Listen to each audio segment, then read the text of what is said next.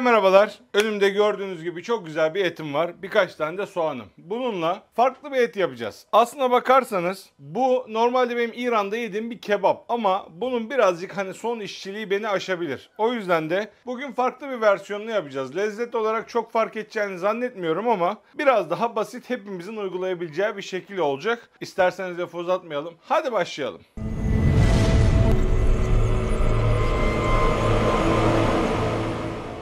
Şimdi arkadaşlar önümde üstündeki yağı ve siniri alınmış bir kontrfile var. Bu kenarda dursun. Soğanlarımızı bu şekilde yarım ay şeklinde doğruyoruz. Evet arkadaşlar, soğanlarımızı doğradık. 2 tane büyük boy. Benimkiler küçüktü, o yüzden 5 tane doğradım ben. Burada da 2 kiloya yakın, 1,5-2 kilo arası bir etim var. Yani her kilo için bir büyük soğan gibi düşünebiliriz. Şimdi bu soğanları şöyle elimizle açtırarak kabın içerisine alıyoruz. Şimdi gördüğünüz gibi kontrfile gayet güzel temizlenmiş, güzel de bir dinlenmiş bir et arkadaşlar. Yaklaşık olarak şöyle benim bıçağımın genişliğinde bu şekilde parçalar şeklinde böleceğim bunları. Şimdi bunları da yine kabın içerisine alıyorum. Üzerinden karabiber. Taze çekim olursa iyi olur, bol miktarda. 1 tatlı kaşığı kadar aşağı yukarı öğütülmüş karabiber koydum. Üzerinden tuzunu ekliyorum. Toplamda buna 2 yemek kaşığı kadar, yani bu kadar miktara 2 yemek kaşığı kadar, kiloya 1 yemek kaşığı kadar tuz atabilirsiniz. Şimdi arkadaşlar bunları böyle güzelce soğanlarla ovuyoruz. Hem bu soğanın aroması geçsin, hem üzerindeki tuz, karabiber dağılsın. Böyle soğanlarla her yerini kaplıyoruz. Evet arkadaşlar, bu şekilde her yerini kapladık soğanlarla. Üstünden bir streç filmle sardım. Bunu bir gün, duruma göre 2 gün buzdolabında tutabilirsiniz. Bu böyle o soğanla aynı ocağı kebapta yaptığımız gibi marine olacak. Etin lezzetine etki edecek. Ondan sonra daha etle işimiz var. 1-2 gün sonra görüşürüz. 2 gün sonradan tekrar merhabalar. Aslında dün yapacaktım ama dün bazı işlerim çıktı. O yüzden de bunu yapamadım. Bugüne kaldı ama hiç problem yok. Şimdi 2 gündür bu şekilde soğanları gömülü şekilde bekliyor. Aslında bu lezzete cağ kebaptan böyle bir tanışıklığımız var. Bu tarif aslında bir kebabın tarifi arkadaşlar ama birazcık ufak tefek değişiklikleri var. Ben yaparken birazcık kendi yorumumu kattım. Eğer bundan bir performans alırsam o zaman o kebap versiyonunu deneyeceğim. Şimdi şöyle soğanlarından arındırarak alalım et parçasını. Şu an nasıl kokuyor biliyor musun? Hani böyle köfte yoğurursun da o köftenin böyle bir soğanlı, böyle hani karabiberin kokusu gelir falan ya. Hani soğan baskın veya mantının içi gibi. Şu an aynı öyle kokuyor. Ben de onu acayip severim. Yani mantı yaparlarken annemler, ben böyle yanlarında çiğ çiğ arada bir atarım onu. Şu anda buna böyle bir çiğ çiğ yürüyesim geldi, şimdi yalan yok yani. Şimdi arkadaşlar ben bir tanesini bir deneyeceğim, becerebilecek miyim diye. Bu tarifte eti bu şekilde pişirmiyoruz. İsterseniz bu şekilde de pişirebiliriz. Steak şeklinde ama orijinal bu değil. Şimdi orijinalde eti ilk başta şöyle bakın. Şöyle eti 3 parçaya böldüğünüzü varsayın. İlk başta 3'te 1 sol tarafı olan parçadan şöyle bir yaprak açıyoruz. Sonra eti çeviriyoruz. Bu sefer bakın şu tarafa, üst tarafa yakın olan parçadan yine şöyle çok acele etmeden bu şekilde açıyoruz. Şimdi şuraları biraz rutuşlayalım. Etimizi düzleyeceğiz. Şöyle ince ince. Evet, olay bu. Ondan sonra bıçağın ters kısmıyla bu şekilde dövüyoruz. Evet, olay budur. Tek tarafından dövüyor. İsterseniz buradan da dövebilirsiniz, fark etmez. Burada birazcık amaç hem eti yumuşatmak hem de aslında düzleştirmek. Maksadımıza ulaşmış olduk bu şekilde. Şimdi bir tane daha yapalım.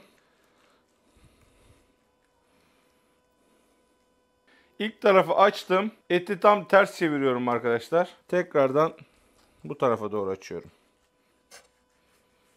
Eti açtıktan sonra yine arkasıyla dövüyorum. Evet. Bu etimiz de tamam. Bakın herhangi bir kesik atmadım. Yani bir kıyma formuna sokmadık eti. Etimiz hala et gibi şöyle ince bir biftek kalınlığında. Ben şimdi bütün etleri aynı şekilde açacağım. Ondan sonra devam edeceğiz. Evet arkadaşlar, bütün etleri aynı şekilde yaptım. Şimdi burada kullandığımız soğanlar vardı. Açıkçası bunları da ziyan etmek istemiyorum. Yanında böyle bir karamelize soğan gibi iyice pişirdikten sonra güvenlik anlamında bir sıkıntı olmaz. Bunu böyle hafiften karamelize edeceğim. Yani daha güvenli hale getireceğim ve yanıcı olarak kullanacağım. Burada 5 tane küçük soğan vardı. En azından değerlendirmiş oluruz. Artık mangala geçebiliriz. Evet arkadaşlar. Hava yine bugün yağışlı ve serin. Şimdi bugün yine Napolyon mangalımızda yapacağız. Şimdi bunu bırakıyoruz. 3-4 dakika ısına dursun. Ben de malzemeleri getireyim. Yaklaşık 1-1,5 dakika oldu. Şu an 140 derecelere geldi bile. Şimdi hemen açalım. Bu tarafa döküm tavamı koyacağım. İçerisine de biraz Kars'tan aldığım sarı yağdan ekliyorum. Bir taraftan da arkadaşlar şöyle biberlerimi de koyayım. Şimdi etlerim ince olduğu için çok çabuk pişecektir. O yüzden de ben önden şunları ayarlayayım. Hava biraz serin bugün ve rüzgarlı. Kapağı kapatıyorum. Evet arkadaşlar. Bu tarafta yağımız eridi. Soğanları bunun içerisine alıyorum. Artık sebzelerimiz yeterli bence. Daha fazla gerek yok. Şunları topluyorum. Şimdi etlerimiz zaten biliyorsunuz marine oldu. Yani tuzu, baharatı şu an yerinde. O yüzden de ekstradan herhangi bir tuz vesaire bir şey atmama gerek yok. Şimdi şöyle etleri seriyorum. İlk etapta 2 tanesini pişireceğim. Geri kalanları daha sonra devam edeceğim ki soğumasın diye. Çünkü tadımdan sonra çok buz gibi oluyor. Etler bir anlamı kalmıyor. Bu arada soğanlar da bayağı yumuşadı. Şimdi soğanların içerisinde şöyle Würze diye bir sos var arkadaşlar. Bu soya sosu gibi bir sos. Biraz bundan ekliyorum. Bunun böyle kendine has bir tadı var. Bu tür şeylere de yakışıyor yani. Şimdi buraya da bir taraftan birazcık yine sade yağ koydum. Şöyle etin üzerinden birazcık yağlayacağım. Çünkü bunlar kontrfile biliyorsunuz. Çok yağlı etler değil. Şimdi etimiz ince. Bu kadarı hemen çeviriyorum. Bir daha çevirdim. Hemen arka tarafını da aynı şekilde yağlıyoruz. Evet arkadaşlar, hemen bir kere daha çeviriyorum. Etleri çok fazla kurutmayacağım. Bu arada soğanlarım artık tamam. İyice yumuşacık oldular. Yine tereyağını sürmeye devam. Şu an bakın arkadaşlar, etin ne kadar sulu olduğu ortada. Son kez şöyle bir tur atıyorum. Artık alıyorum etleri. Daha fazla kurutmayacağım çünkü etler zaten incecik. Hemen şöyle bakın. Şıpır şıpır suları akıyor. Soğanlar da tamamdır. Artık bunları içeri alıyorum. Tadımını yapıyoruz. Hacım hoş geldin. Hoş bulduk Mustafa. Ağzımın suları aktı. Nasıl görünüyor ama? Vallahi çok güzel değil mi? Ya o altı daha çok beni cezbetti ha.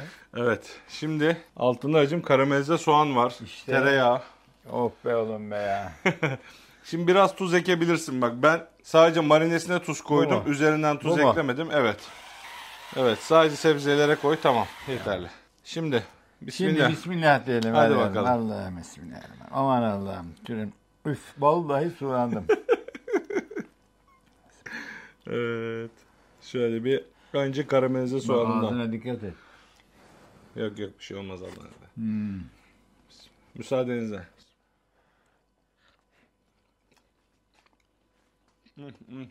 Nasıl olmuş ama? Of. Of. Yine of. Bak şimdi babama daha söylemedim ne olduğunu. Nasıl et nasıl? Lokum. Yokum. Al buraya bak. Dur. Kesildi, kendinden kesildi. Arkadaşlar yani gördüğünüz şıpır şıpır akıyordu zaten. Şöyle bak ne kadar rahat kesildiğinde görebilirsiniz. Buyurun hacım. Ya Mustafa. Müsaadenizle. Vallahi Vallahi merak ettim ha. etten güzel soğan. Ama senin yorumunu merak ediyorum ben buna.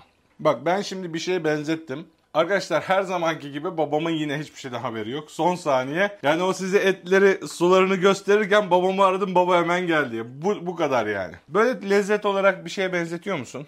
Mustafa doğrusunu söylemek gerekiyorsa bir şey yapamadım yani. Harika gibi bir şey. Şeyi böyle hani cağ kebabı veya döneri andıran bir... Eyvallah. Değil mi? Arkadaşlar Eyvallah, zaten... sanki kalın bir döner gibi. Ya bak aynen. Samimi söylüyorum. Döner lezzetinde ama et. Ama benim zaten kontrfilelerim dinlenmişti. Eyvallah. Bir de üzerine 2 günde bu marinede bekledi. Artık gerçekten yumuşacık olmuş. Yani böyle gerçekten döner tadında et yiyorsunuz. Harika. Nefis. Gerçekten öyle. Karamelize soğan keşke bir 20 soğandan olaymış yani bak öyle. Evet. Bu da ne biliyor musun baba? Vallahi böyle ne? Bunu ayrı yapmadım. Şimdi ben bunları aynı cağ kebabı yaptığımız gibi soğan ve karabiberi içine gömmüştüm. O soğanlara kıyamadım. 5 tane soğan vardı içinde. Onları tereyağında karamelize ettim. Bu soğan da o. Ayrıyeten doğramadım yani. Oğlum zaten 25 lira soğanın kilosu. Ama gerçekten güzel. Kapatalım, ayıp oldu ya. Bence de Sonra bana kapatalım. söylüyorlar, görmemiş gibi yiyor diyorlar ya. Mustafa'cığım eline sağlık. Arkadaşlar bu arada görünüyor mu bilmem ama pişme derecesini göstermek istiyorum. Bak yine ortası görüyorsunuz. Çok hafiften pembe. Hiç suyunu kaybetmeden pişirdik. Gerçekten çok beğendim yani. Bunu Ben de. İmkanı olanlar muhakkak denesin. Ben bunu bir kere de kuzuyla deneyeceğim. Kuzunun sokum etiyle var ya bu yıkılır yani. Bu şu an dananın kontrfilesiydi baba. Vallahi bilmem oğlum. Bak bunu var ya kuzu sokumla gerçekten yıkılır bu yani. Samimi söylüyorum hani bildiğimiz yaprak dönerin tadında bir et yiyorsunuz. Çok yumuşak. Yani kalın kesilmiş bir döner hayal edin. Aynen Ama öyle. yumuşacık olduğunu hayal edin. Bakın ben bunu şimdi yengenize götüreceğim. Hasta zaten. Dua edin inşallah. Ben de ona bir... Şimdi ben yapacağımsa dışarıda da var. Ben şimdi dedim ki sen kızıyor soğuyor diye. He. Dedim 2 taneye pişireceğim. Geri kalan 4 parça daha var baba bekle yani. Veya sen bunları al git Sen anneme devam götür. et. Ben bunu alayım, Aynen, bitti. aynen öyle. Beğendiğini anladık. Vallahi çok beğendim hem de. Ama Senin beğendiğini bak biz anlayabiliyoruz. inanın ya bu ondan da güzel olmuş arkadaş. Soğan arkadaşlar muhteşem ya. Vallahi muhteşem yani. İçerisindeki samimi söylüyorum et tadı var. Yani etin tadı var soğanda. O karabiberin tadı var. Muhteşem ya. Samimi söylüyorum bak çok güzel. Tereyağı da tabii çok iyi bir bütünleşti. Çok az da bir sos var. O sos da bak burada bir kilit. O da böyle lezzet artırıyor. O da çok güzel. Gerçekten güzel oldu. İmkanı olan arkadaşlar tarifi hiç değiştirmeden uygulasın. Yani gerçekten lezzetine kefiliz. Eline sağlık Mustafa. Afiyet şifa olsun inşallah. Ben de kefilim. Evet. Mahcup bir Arkadaşlar bu arada mesela şimdi gazlı mangalda pişirdiğim için kızıyorlar bak babam gazlıda pişirdiğimi de bilmiyor bu arada. Var mıydı? Allah için söyle. Vallahi yok. Herhangi bir fark vesaire yok. gerçekten yok. Yani çok böyle hani o lezzet farkını arıyorsanız evet belki fark edersiniz ama o kadar lezzetli ki o eksiği aramıyorsun yani. Ve böyle mesela hani işten geldiğin zaman hafta içinde veya böyle sıkışık saatlerde ben şimdi şu an bunu geç saatte yaptım. Bu tür zamanlarda da gerçekten çok kurtarıcı oluyor gazlı mangallar. Bu konuda da ön yargılarınızı kırın. Evet Hacı Baba kapatıyorum. Eline sağlık Mustafa. Afiyet şifa olsun inşallah. Eline sağlık, çok güzel olmuş. Arkadaşlar umarım beğenmişsinizdir. Umarım hoşunuza gitmiştir. Beğendiyseniz beğen tuşuna basmayı, bu tür videoların devamının gelmesi için kanalıma abone olmayı unutmayın. Bir sonraki videoda görüşmek üzere. Kendinize iyi bakın. Allah'a emanet olun. Hoşça kalın.